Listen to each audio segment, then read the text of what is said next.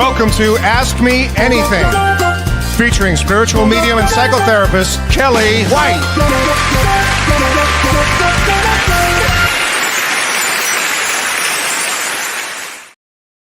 Hi, everybody. Today is October 16th, 2025, and welcome to Ask Me Anything. My name is Kellee White. I'm a spiritual medium and a psychotherapist and an author. And let me say hi to a few people because I have quite a topic tonight to talk about, which is very close to my heart, which is compassion. So let me say hi to a few people, and we'll get into the astrology of this period that we're in, and then we'll move right into compassion, and I'll take as many questions and give cards as I can tonight. So let's see. First, let me say hi to, thanks for checking in, everybody. That's so sweet. Hi, Mrs. Shy Pono. And your birthday is May 17th, which makes you a 2 of diamonds. But I'll come back and if you could, Jared, make a note of that and I'll come back. Oh, no, you said your birthday is October 17th. Oh, I'm sorry. I thought it said May 17th.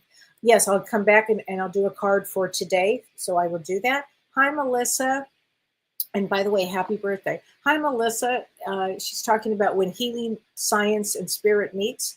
Yeah, we can talk a little bit about that, which is kind of what James and I talked about on our show, You and the Universe, which was last Tuesday, a couple of days ago.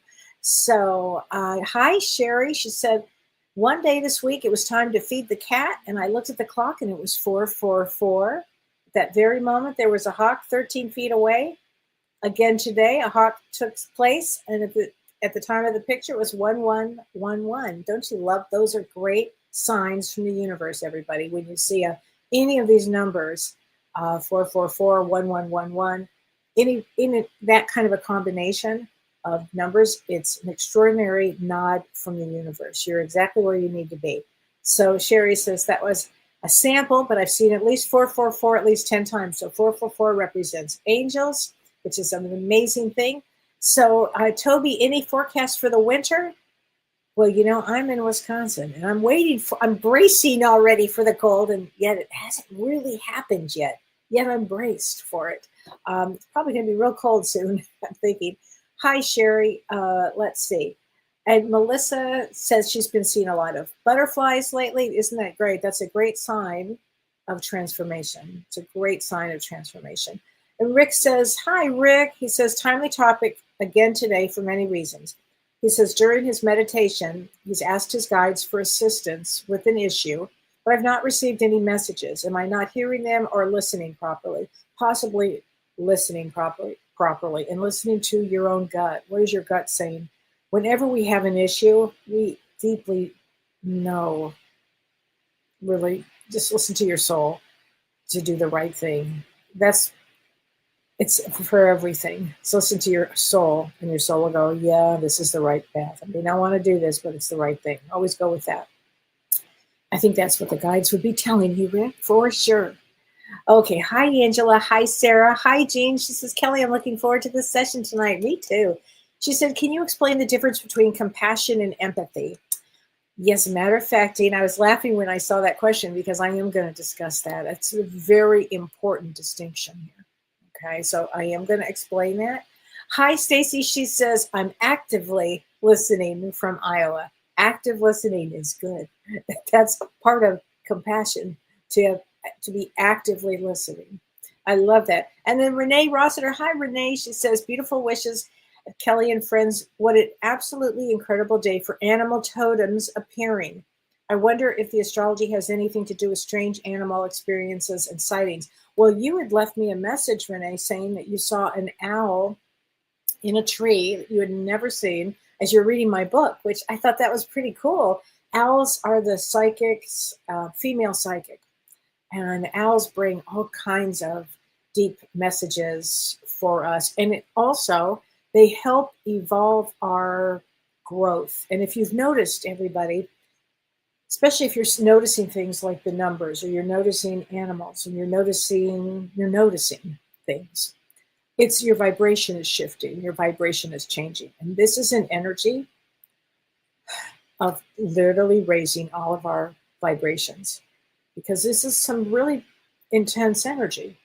And so if you notice that you may be more tired, you may be needing to sleep a lot more. James and I just had this conversation after our show, actually, on Tuesday. We had this conversation about that, about needing to sleep more and wanting to sleep more. It's helping set the energy for our vibrations. Our vibrations are rising. This is what's happening. You're expanding. Your wisdom is expanding. And all of that requires great rest. So think like this. And Wendy Sarnelli says, Kelly, I had two crows cawing in my yard the other day. It almost seems like they were trying to get my attention. Probably somebody on the other side was trying to get your attention, I would think, because crows represent family. Then you saw a squirrel having fun with you for sure. And Leslie saw 3 blue jay feathers. How cool is that? Blue jay feathers. I think that's wonderful. Oh my gosh.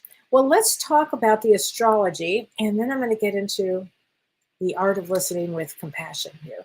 And a shout out to Michelle, who does all of my media and social media. Her daughter's having a baby today, which is very exciting. It's baby number 2, and it's very, very exciting. So, Michelle, our thoughts and prayers are with you and your family. Oh my gosh. Okay, so let's talk a little bit about astrology. Now, Kim, you had asked me a question. Kim Ann had asked me this question, and it was really a good one. And her question is, she says, from Kim Ann Snodgrass, she says, Kelly, I'm wondering if you could address the ceasefire in Israel with Gaza and the timing, and if you feel this is going to hold. And the reason I wanted to address that particular question first is because that day, I think it was October 13th or 14th, it was about that, I think it was the 13th. And on October 13th, Pluto, which is the planet of transformation, death, transformation, rebirth, it means there's going to be change. And it went direct. In Vedic astrology, it's in Capricorn. And it went direct on that day, which Pluto is the planet of extremes. And it is linked to power and to control. And so it's a new phase. I mean, that this happened on that day was not lost by astrologers. It was huge. This is a huge thing. So complete transformation as we go forward here with that. And do I think it could remain? These are some really challenging energies. It may not last because of these energies that are pretty intense. But here's another thing, and it may, because this is where it gets really, to me, so interesting. So Pluto moved direct, which signifies the start of something new. Okay, so we had this new situation there. The other thing that happens, that is happening on Saturday, but you can feel the energy now. And this is a big thing because this brings good energy. This is Jupiter entering Cancer, and it's only for about 6 weeks. It goes till December 4th. And if your birthday is between October 18th and December 4th, it's a special energy for you for this period of time that we're in, because Jupiter is exalted in Cancer. Normally, Jupiter will stay. It's the largest planet, and it's the wisdom planet, and it's a spiritual guru, and it brings blessings. And normally it stays in a sign for 1 year, for one straight year. This is unusual that it's in Gemini now, as of today, but in a couple of days it moves into Cancer for 6 weeks and then hops back into Gemini. So it will give us a taste, if you will, of when it really moves into Cancer for the year, which will be in June of next year. So whatever goes on during this period kind of will probably be a taste of what goes on in June of 2026 for a year. But Jupiter is exalted in Cancer, so it brings optimism, and some good things could happen. Now, interesting enough, and it's not lost on me, that this Saturday is a No Kings protest. So interesting that it's on Jupiter, that Jupiter moves into Cancer that day. So there are going to be so many conflicted energies that are going on left and right here, left and right conflicted energies, like this positive energy, then this intense energy. So, Lord, this is quite a week we have going for us. And tomorrow on October 17th, in Vedic astrology, the sun moves into Libra. So if you were born from October 17th to November 15th, in Vedic astrology, you are a Libra.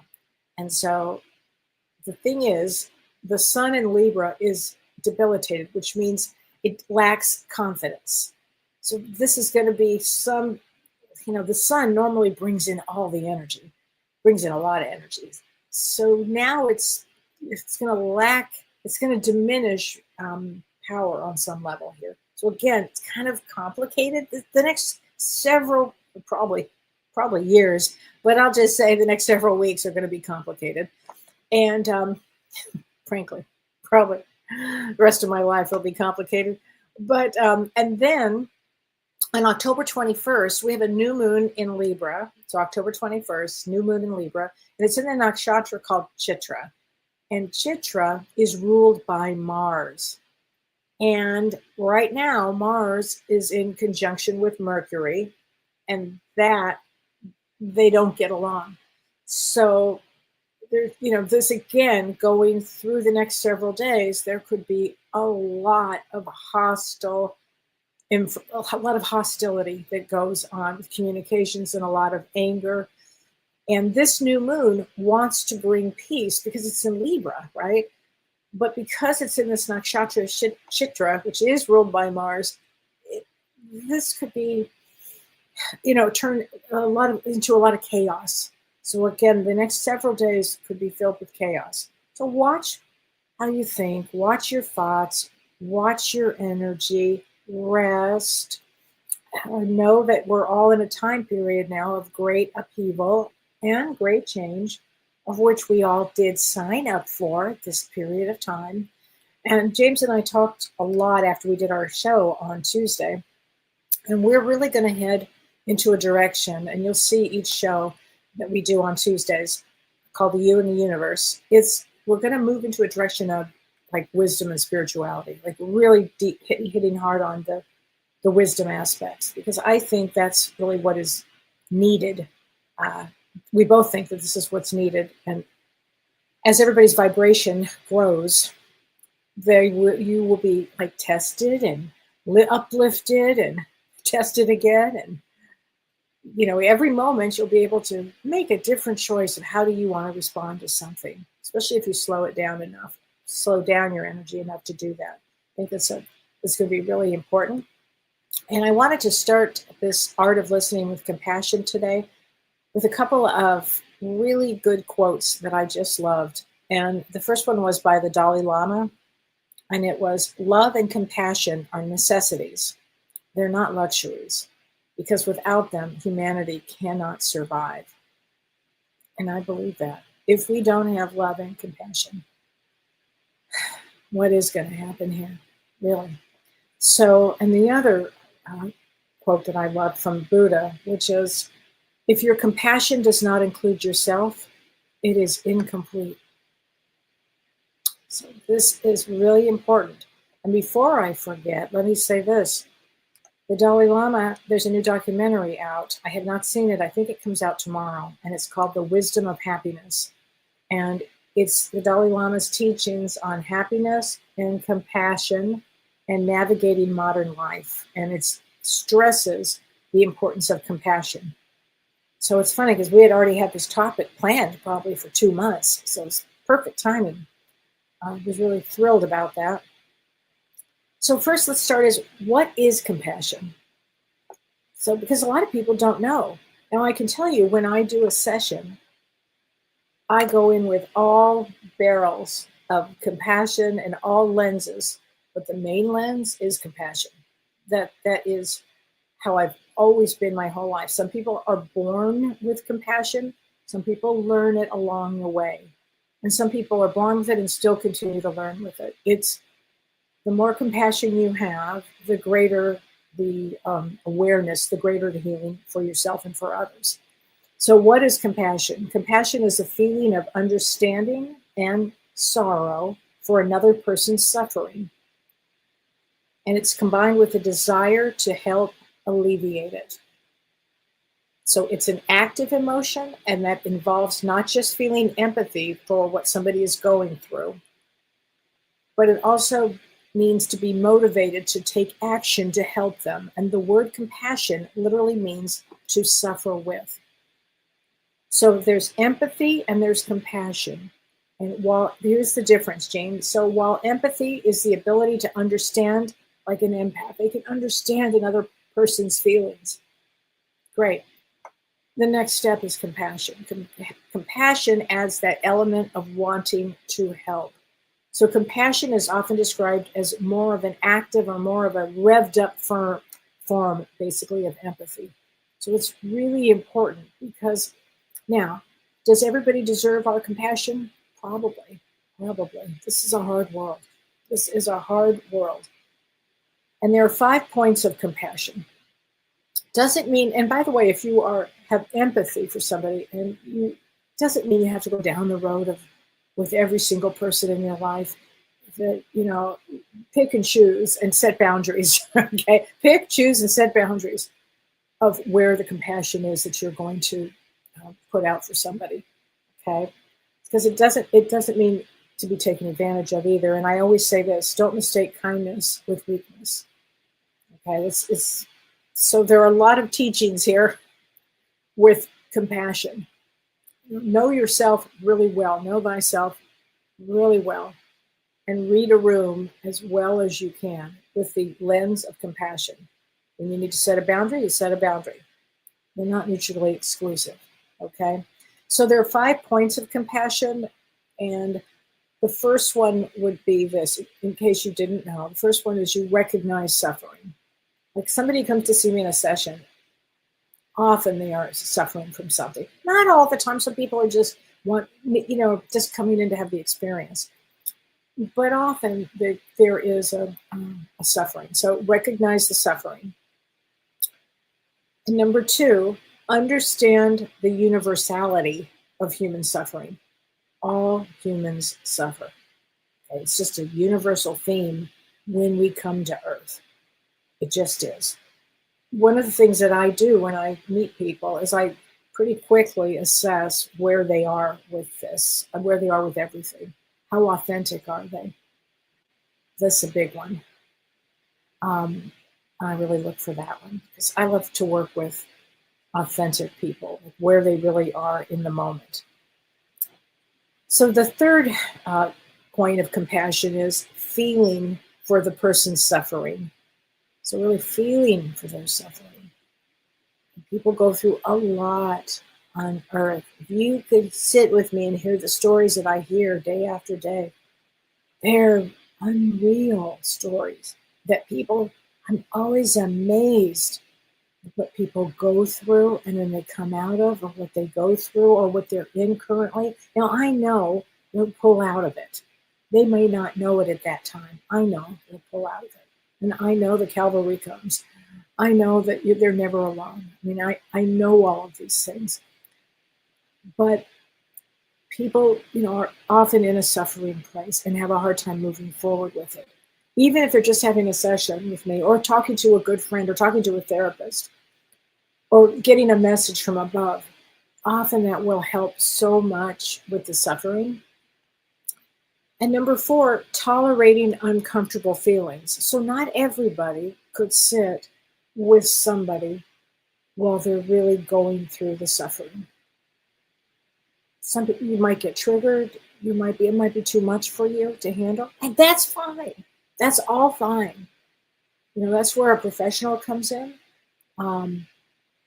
But you can also push yourself. You might be perseverating about it. You might be thinking about it. It's an experience. It's an experience to really be present for somebody.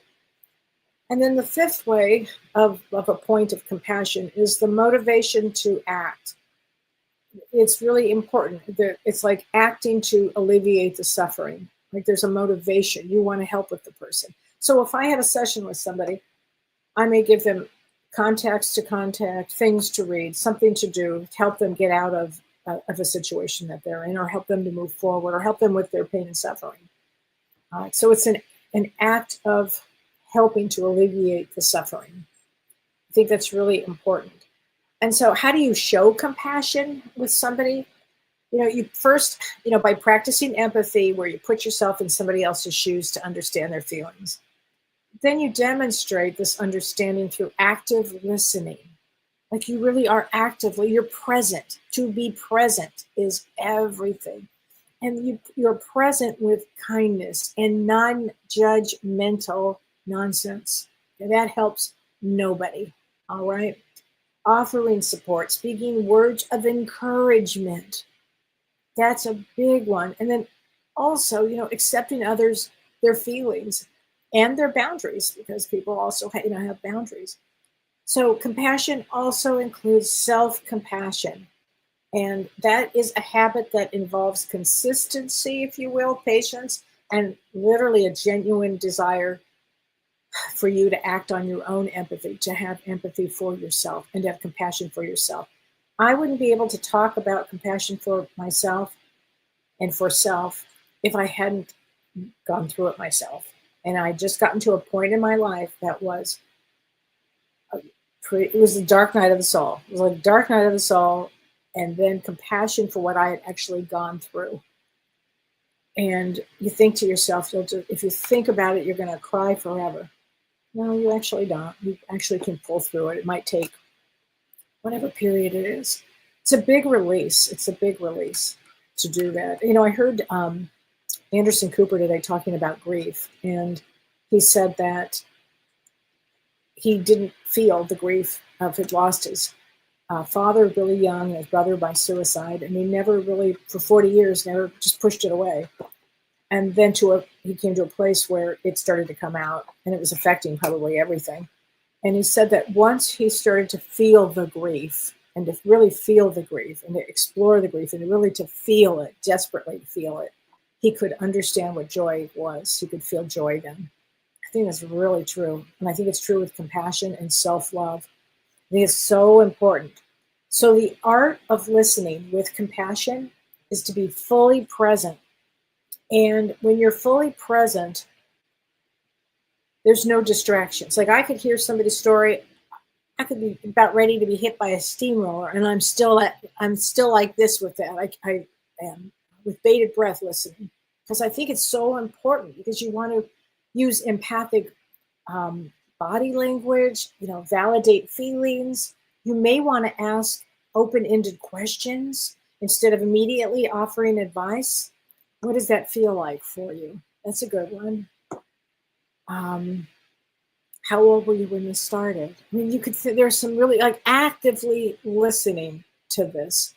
I think it's so important, because to be present, why is that important? Oh gosh, it's everything to be present. When I was growing up, my father was an addict. He was never present. And in fact, his entire life with me, he was never present. I knew I could catch him if I needed to early in the morning, before the addiction took over. I could get him early in the morning, which is often true with addicts. I could see an authentic presence there. And but it didn't last. So to be present with somebody is not to be using drugs when you're present with somebody. It just doesn't. That's why I'm really fierce about when I do a session with somebody. Please don't come high. Please don't come high. It's not going to work, and I'll know the difference. I'm uber sensitive about that. So to be present, what it does when you're present with somebody, it reduces conflicts, and it actually builds connections. And true presence, when you're really truly present with somebody, it fosters empathy, and it promotes mindful communication. It's not a one-on-one thing. And by the way, you cannot have a real present conversation with a personality disorder, somebody who's a narcissist. They're not present. They may appear present, but it could be very manipulative, and you'll feel the drain of it. Or you might think for yourself, oh, wow, I've got their full attention. Yeah, you might for 2 seconds. So watch all of these things. Watch all of this. So also with to help build to help reduce conflict, it's so important that your presence is there, because what it does is when you're present with another human being, it promotes emotional regulation. So everybody then, the anger or the defensiveness goes down. It lessens, even in a disagreement. So if you take a moment to pause and to breathe, it's amazing what kind of amazing things can happen. Now, again, I want to reiterate, not probably with a narcissist, okay? And even if it does work and they're present for a moment, that could change like that. So that's when you have to really pay attention to who am I, who am I with? You have to think like that, because it can be exhausting. So also, when you're fully present, it encourages a de-escalation. Really works very well, because then you're approaching maybe a tense situation with a calm, non-threatening demeanor, and that helps to de-escalate everything. And it just softens everything. And then you can maybe shift, if you're in a conversation, it can shift from blame to resolution. So if you're that present, you can actually hear them and they can hear you. So it's a very important, but everything starts with self-compassion. Everything starts with this. And because it's difficult to extend your kindness to others if you can't offer it to yourself. And it's everything, to understand thyself. And what message, where did you get the message that you weren't supposed to give yourself kindness and compassion? Was it a mother, a father? I'd like to know, where did it come from? Because it's inaccurate.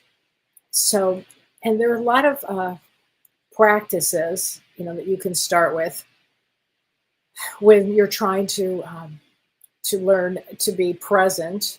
Pay attention to where you are. Pay attention to, are you drifting off? Pay attention to really get involved in the story. Hear the story. Listen actively. It's an art to it, and you can do it. You can do it. Everybody can do it here.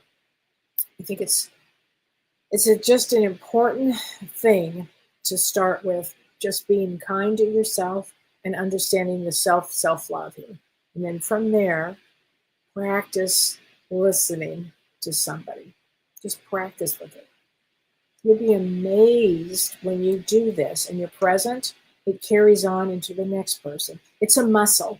It's a muscle. Now, again, you don't want to be taken advantage of, so I'm trying not to go down that road. But for people that you care about, practice with this. Practice with this. Okay? You will see a switch in the relationship. You'll see a kindness come out. So I think it's everything.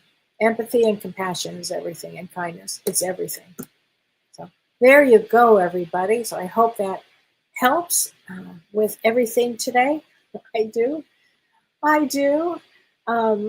Let's see. Okay, Kim Ann says, when you do a reading, can you pick up on the fact that they are a narcissist before you speak to them? Sometimes, but often it's right as soon as I see, I have a picture of it, Kim Ann. Great question. Great question. Yes, the answer is not before, because I haven't met them yet.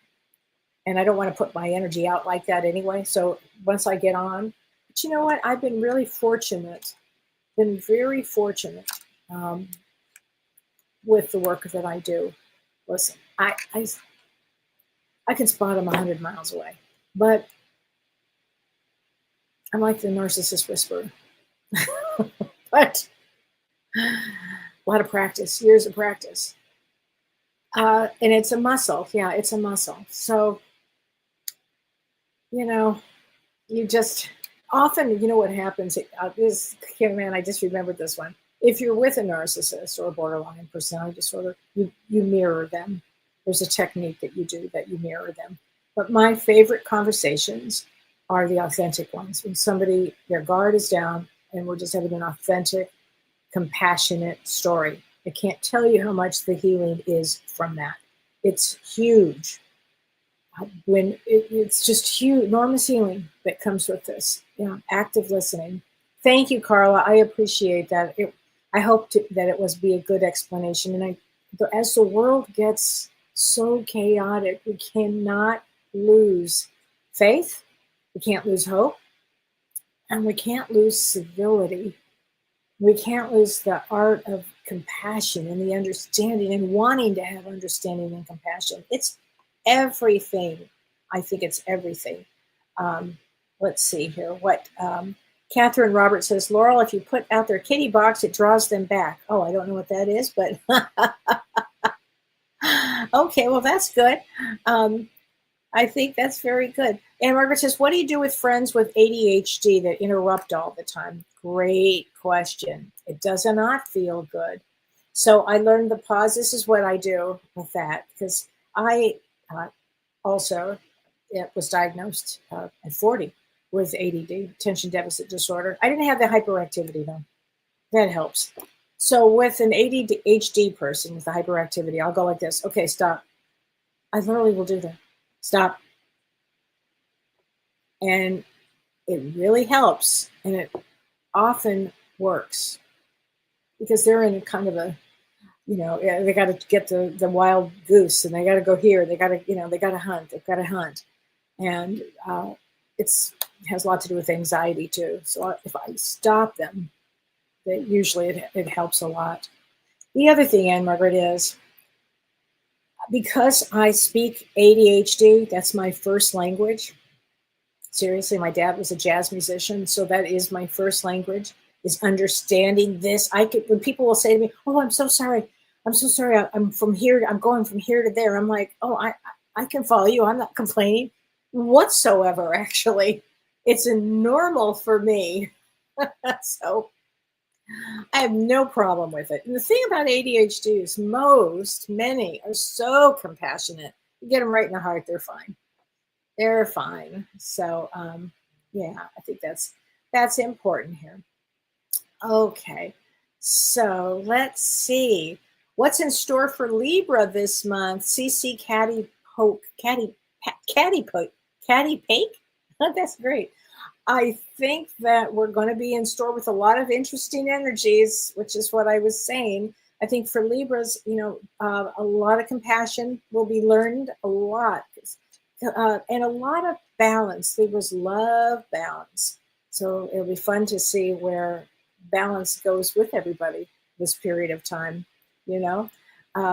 So Kim Ann says, listening to a podcast today, and the speaker said that no matter the personality, he tries to see God in that person, which helps him to have compassion. That is a tall order, and that is, Kim, I have done that. I've tried it. And then I go like this. I go, oh, that's where that soul is. I'll be darned. You know who taught me that years ago was Mavis Patilla. Oh, that's where that soul is. I'll be darned. That's where the growth of that soul is. Okay. So there you go. Jen Gurney says, my ex is dying from stage 4 cancer. I'm sorry, Jen. You have been through the ringer, haven't you? He's a narcissist and putting our kids through heck. Kids call just devastated. I wish I could do more than listen and explain they're doing the best and breath. Okay, Jen. So that's a big one. Hold your kids, literally hold that energy, hold that space for them. Be there for your kids. This is all a tough one. I think your husband on the other side is going to help the kids with this one. But it does put the kids through a lot of trauma, right? Now, let's look at it from another way. What are the kids learning from this trauma? Maybe they're learning to have compassion and empathy. I don't know. Forgiveness. I don't know. But try not to get too far on that roller coaster, okay? Try not to, and hold that space of loving and compassion for the whole situation that you find yourself in. This is a big one. I have heard so many stories this week. There's always a theme for the week. This week has been narcissism. Really? Now, that's been a theme all along in my practice. But this week, for some reason, I'm hearing that some doozies. So I don't get on the roller coaster. Okay? The kids chose him as a father for some reason. So You're watching the experience. The children, your kids will learn grit and determination and all kinds of things from the experience. We can't really judge the experience. Just know, hold that space for love for them, okay? Because that is a big one there. Okay, yeah, I try to explain narcissistic personality disorder. It's where there's no empathy. Is the easiest way to say it. There's no empathy. So my old mentor, Mavis Patilla, when we would have discussions about it, she would say to me, it's when the soul doesn't connect all the way into the body. It's something happens in there. Because if the soul is totally in the body and grounded, they're not going to make those kind of choices, right? So anyway, I thought that was interesting. Okay, what is the meaning of the birthday of January 29? So January 29 is a Jack of Clubs. A Jack of Clubs can be very creative. They can be healers. They can be foolers. It all depends on where it is. Often, if they're women, they're usually healers. They come in usually as healers. So Julie says, aha, ADHD and jazz and improv in general go together, right? Doesn't that make a lot of sense? It's so true. Oh, yeah, and my dad was a major jazz musician. I mean, they're not from this planet. They're from a way other planet, like most musicians are, you know. And if your birthday is today, let's get a card for everybody whose birthday it is today. The angel number. Oh, I'm sorry. We'll do today. Let's do today, the 16th. And then we'll do the one for tomorrow, the 17th. So the angel cards, if your birthday today, it is, it's a good one. 33, action, taking action. 33 is also the master number, which is great. And I also wanted to answer this question up here, or this card up here, which I said I was going to do. And this is for Mrs. Shaipono. Tomorrow is your birthday. Here's a card for you. Oh, wow. I've never seen this card. 3003. 3003. Wow. Inspiration. Ooh, have a happy birthday tomorrow. That's a great one. Wow, inspiration. Okay, Ann Margaret says, Kelly, I had a dream last night that someone took my clutch purse. I caught him in the dream and he wouldn't let go. His face was gray like he was dying. We fought and I won, grabbing the purse. What the heck does that mean? I'll tell you. Remember when somebody broke into your house, Ann Margaret, not that long ago, maybe it was a year ago, year and a half ago, something like that, or they almost broke into your house and you felt helpless. So in your dream, your purse is you. You were going to let them have it. So that's a good place to let that energy out. You had an experience I think it was a year ago, year and a half ago. That's what that is. You're still, you're processing that. And Shirley would think that's a great one. Great dream. Okay. So that's very, very good. Okay. Carla says, Kelly, it makes a lot of sense with needing to sleep so much because I've been sleeping a lot and I do feel like I'm expanding to a more authentic Carla. That's what's happening now. It's actually happening to many, many people. It'll feel like all of a sudden you just have to rest. Like there's like a push or something and you just have to sleep. You just have to go to bed. And she says, I feel closer connection with source and with all the people that I encounter completely, regardless if the interaction is not as positive as I would have predicted. I'm less bothered by others' negativity than I used to be. Carla, bravo. Right? That is an excellent place to be, that you're less bothered. What I love about that is we can all strive for that. Strive to be less bothered.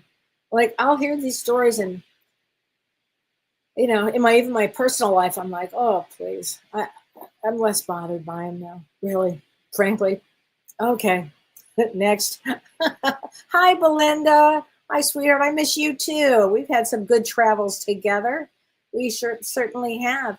Bonnie, her birthday is November 5th. So November 5th, if your birthday is November 5th, Bonnie, you are a two of diamonds. Two of diamonds is somebody that often comes to partner up, and they're wildly creative. Very, very creative. I love two of diamonds. Okay, so here we go. Let's see. Ann Margaret says, Kelly, Dr. Greg Braden. I love Greg Braden. And I love Michael Beckwith, too. Saying all year to talk about this wisdom is what we need to do to raise our frequency to keep up. It's funny because when Greg Braden was on our show with James, golly, was it a year ago, year and a half ago, something like that? And we talked, the three of us, before and after the show, talked a lot about raising our frequency for this wisdom. So thanks for pointing that out. I appreciate that. Patty Morris says, Kelly, my husband is in ill health. I see him going down a little every day, and he keeps falling. Does he have Parkinson's, Patty? I want him to go in his sleep, and I'm afraid if he falls, that would be the last thing he remembers. Also, when he falls, it scares the heck out of me. So first, let me say this. I'm curious if he has Parkinson's. I have a situation like that in my own family, and it's with my stepfather, and he's falling and falling a lot. And it's a hard one. It scares the hell out of everybody. It's so frightening when this happens. But if they die from this, they don't go into the other side thinking, oh, that's the last thing they remember. Don't worry, to Patty, don't even go down that road. No, don't even go down that road. Okay, not a good road to go down. In fact, I had a session with a wonderful woman today whose husband, when he left, he was a real ascended master, her husband. And when he passed, he was kind of let out a big, like he was so excited about leaving. And the funny thing is first thing, I think one of the first things I said to her was, he's so excited. He was so excited about leaving the body. It's such an uplifting feeling. So you don't have to worry about that, Patty. Not for 2 seconds. Okay. Melissa says, I had a friend at the hair salon that I saw, and then I saw another friend playing bingo and her mother-in-law. And I told this friend that I felt the other person's energy. Okay, well, that's good, Melissa. You're starting to probably, feel energy. So Renee says, to listen, to understand, and not to just have a reply or a response. Advice is a lesson I learned to show more compassion. Yes, sometimes people just need to talk. And you don't need to give advice or a response. Active listening is the best thing you can do. You're actively listening. And sometimes people, you will notice, don't want the help. They want to stay in a pain body. Oh, okay. I understand. Or if they're not there yet, or they're still processing. When we go through things, it just takes a long time sometimes to process, And Margaret says, you're very good, KW, listening, especially to James. I am really good. I can follow him to the moon. I can follow him anywhere. It's a gift. Again, my father was a jazz musician. I understood this from birth. Oh, you want to survive? You better follow. So that was it. Gail says, hi, Gail. She says, my 18-year-old grandchild taught me empathy and compassion for myself. She said, I wasn't raised to value myself. Just help, defend, forgive, and love others. Wow. Very, very good. Yeah, a lot of people are not raised to value themselves. These older generations didn't really necessarily have that. They're probably busy surviving their own traumas that they never looked at. So we're in a time period that it's great to look at our own traumas and use maybe a lens of compassion to see what traumas other people have gone through and how they survived. And you may be surprised, we are all connected. We might have more in common than you think. I think that's really important. Laura Crum says, I think being present should include your mind, body, and soul. 100%, Laura, 100%. What a wonderful thing to say. So true. I think it's everything actually to include this. And Laura, you asked a great question. You said, when we lack the act of listening or to be heard, does it not give way to not being understood or acknowledged? Yes, it does. When you lack the act of listening, you will not be understood or acknowledged, actually. And that leads to a feeling of disconnection in the world. Yes, it does. Because too many people are talking and nobody's actually taking, the action of listening. And it does create a chaotic state. And it can perpetuate a chaotic state. And, again, we're trying. If we don't have love and compassion, we're sunk. We're just sunk. So We have to continue to practice that no matter what. So Laura says years ago, and is this true, Laura? We used to sit down and listen to our elders, and you could learn from their knowledge. If you had a non-crazy family, you could do that. That you could sit down and, or even if there was fighting at the table, the old tables, you'd sit and you could have these conversations and you could experience the journey. That is true. There were some families that certainly did that. And I love the idea of doing that. But yeah, we've all lost that, or not we've all lost it, but a lot of people have lost it. They're on their phones, they're not paying any attention. It's a drag. I mean, we have to really be vigilant to everything right now because there's going to be so many energies bombarding us between the news and the this and the that. And you've got to remain vigilant to keep your own space. You've got to rest. You do have to take good care of yourself, whether it's drinking water every day to remind yourself or working out. Your soul wanted to be here during this exercise on earth. And that's what I'll call it. It's an exercise on earth right now. So what is the exercise? Well, take good care of yourself in the middle of, a deep waters here. Remember, you're a soul having a human experience. We will not always be here. Short period of time. So you want to do the best you can with all the wisdom that you can muster. So when you go back home to the other side, you'll say, I did it. I did a pretty good job. That's what you want to say. That's what you want to do if you can. Okay, Wendy Sarnelli says, can I have a card for my son? Yes, let's get his birthday. It's October 23rd. Ooh, 616. Sanctuary. So we probably need some peace. He's going to maybe he'll go away for his 30th birthday. I think maybe that's it. That would be a good thing to do. Let's see. Eva B says, my daughter has ADHD and anxiety, and she's the most beautiful soul I've ever met in this world. But I might be biased. I don't think you're biased. She probably is. Her birthday's 9/22. That makes her a 2 of clubs. Very psychic, very sensitive, natural healer. And a lot of these souls, who hasn't had anxiety? Who hasn't had anxiety? And this energy is anxiety. It's like central. Like, wow, imagine that. This is just a rough time here on these souls. So, and she's got ADHD. She's have her do things like create. For ADHD people, it's really good if they can do art or music or play out in nature or something to create. It's often very good for them to do here. Laura says, with my kids who have had ADHD, I would put my hand in their hand and it brings them to the moment and they stop. Beautiful, Laura.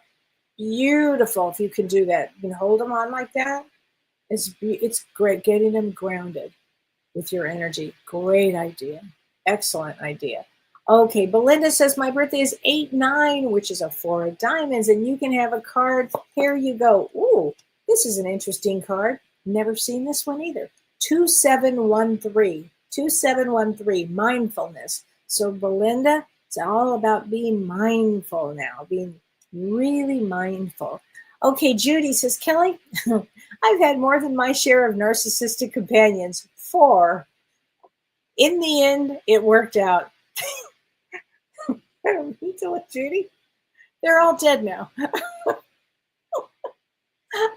got my next chance on life. You do, Judy, and take my advice. Don't get involved with anybody. Okay? Work on yourself. Oh, Judy, I'm not going to forget that story. That is a really, really good one. Okay. Oh, and your husband, Patty, his birthday is 9/25, and 9/25 is Jack of Hearts. I just want to make sure it is. No, I'm sorry. It's a Queen of Hearts. I'm so sorry. Queen of Hearts is very sensitive, very, very female-oriented in the brain. So Gail says that your grandchild is 8/31, and he just started university.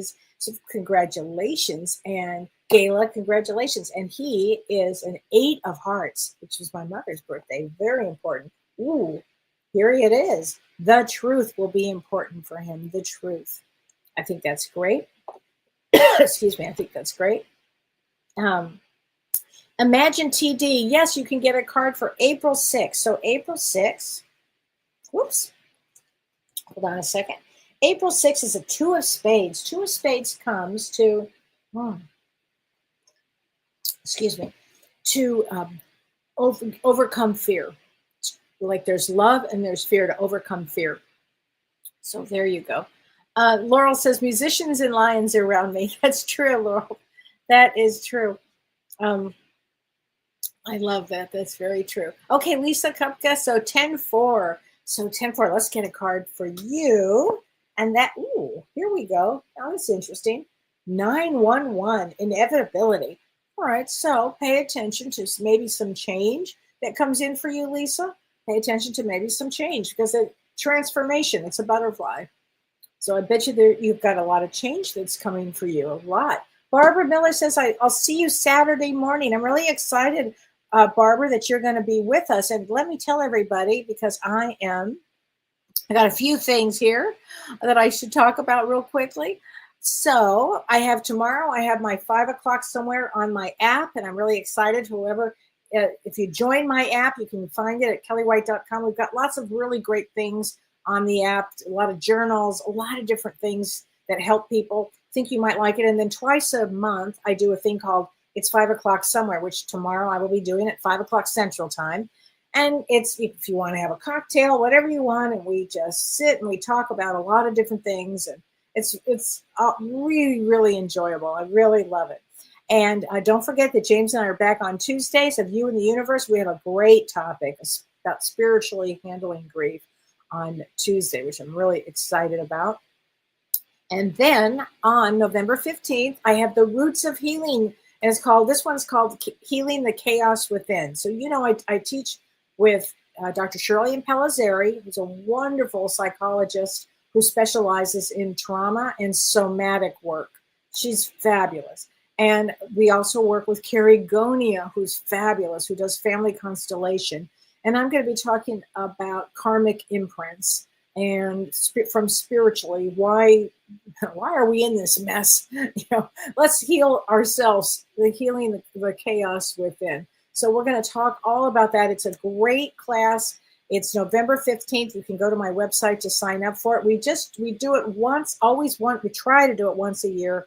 We did one in Burbank in June, and now we're doing this one on Zoom. So please join us for that. And then on November 7th to the 9th, I'll be at the All Souls Retreat in a beautiful area called Lake Geneva, Wisconsin. It's stunning, especially in the fall. It's so beautiful. And I'll be there, and I'm going to be speaking about empaths, but I'm going to talk about it with a twist, plot twist, if you will, for that. So that's going to be exciting. I'm excited about that. So if, go to my website, join me for any of these things. Got lots of things going on. Okay, Marcia Marquise says, 6:10 is my day. Any messages for my heart, weeping and rejoicing? Oh, honey, let's get you a card for your heart. 888. Ooh, really good. Here you go. Abundance. Ooh, very, very good. I love that one. Okay, Julie says, Kelly, it's such a wonderful message tonight. Thank you. Active listening has always been my superpower. It is a superpower. It's a superpower for sure. But in these times, I notice I need to slow down and be more cognizant and present for myself. That's very great observation. Great observation. Remember, don't mistake kindness for weakness. It is a superpower. You learn to use it. ADD is a superpower. Being an empath's a superpower. All of these things are superpowers. So good for you. Kim says, I read today that during a full moon, we have more bacteria in our stomach. And this is often why people don't feel great during a full moon. Who knew? Kim Ann, you learned so many oddities. I love to learn them. So thank you. I did not know that. Thank you very much. Tiziana says, Kelly, I'm blind and I'm having health issues. Can I have a card? Yes, you can have a card, honey. And you're calling from Australia. Thank you, sweetheart. And you were born on 11/25. So 11/25, November 25th is an 8 of hearts. So you're in this world to learn all about your heart. And ooh, how great is this card? This is an 11, honey. It's called Awaken. An 11 number is about the master. And a master number 11 doesn't mean that you took an easy path. Whenever I see any 11 for somebody, it's not an easy road, but you'll learn so much. You're an old soul. Okay, you're a very old soul. Thanks, Patty, that you watched our show last week. I'm really excited about it. I loved, how much I love working with James. It's so fun. Always fun and always interesting. And we learn a lot here. So I think that's fantastic here. Rita says, James was born in August. Yes, he's a 3 of clubs. His birthday is August 23rd. And I'm in September 20th. And I am a 4 of clubs. And she says that Rita says she's in October and she's a 5 of clubs, right? Rita, it's so funny. And then James's sister Maura is a 2 of clubs. And we used to always go, 2, 3, 4. And now we can add you, 5. It's great. I love that. Okay, Gail King says, hiya, young lady. Hi there. May I have a card? I'm having a rough time. Yes, Gail, let's get you a card. Oh, Gail, God bless you. 369, compassion. What are we talking about today, everybody? Compassion. If you're having a hard time, have compassion for yourself. Have some compassion for yourself. Kim says, I'm the keeper of trivia that no one really needs. Yes, but it's fascinating. I'll tell you what, Kim, some parties that I've been to, when you throw out one of those trivias, it's really fun. It is a lot of fun. Yes, and Margaret, anybody who took an 11 did not take an easy road. If you took any of the master numbers in numerology, if you were born as an 11 or a 22, or in my case, a 33, not an easy road. No way. But it's a fulfilling road. And you have to remember, we're all here to learn compassion, kindness, empathy, all of these things. Are we born with it? Some of us are, and some of us have to learn it along the way. And some of us have to hone it in, because it is a superpower. And I think that's really, really important here. Judy says, Kelly, you always brighten my day. Thank you so much. I do appreciate it, Judy. I'm not going to forget that. Being married to 4 of them. Yeah, I had a situation not too dissimilar, actually, but most of them are still alive. It's the damnedest thing. So go you. Oh, Bailey says, I have the flu. I'm so sorry. Let's get you a card, honey. You have the flu. I've heard a lot about people having the flu lately. Okay, Bailey, you're going to love this. This is the best card of the night. 4444, triumph. All those angels are around you. How great is that? That is the best. And so a lot of people are saying that they're seeing a lot of angels around them, and they can feel the presence of angels. I think that's going to be very important here. I think that's a great thing. And so everybody, I hope everybody has a great week here. It's going to be quite a week, and I'm looking forward to whoever's going to be there with me on Saturday. I'm really looking forward to that, and I'm also looking forward to tomorrow with it's 5 o'clock somewhere. I will not be drinking a cocktail, but I hope everybody else gets to, because I have a big event on Saturday doing the Power of 10, which I'm really excited about. So hope everybody has a great weekend. And remember, practice love, practice kindness, and don't forget to watch James and me on Tuesday at 5 p.m. Pacific time. Okay? So anyway, everybody, take care, my friends. Have a great week, and I'll see you all next week.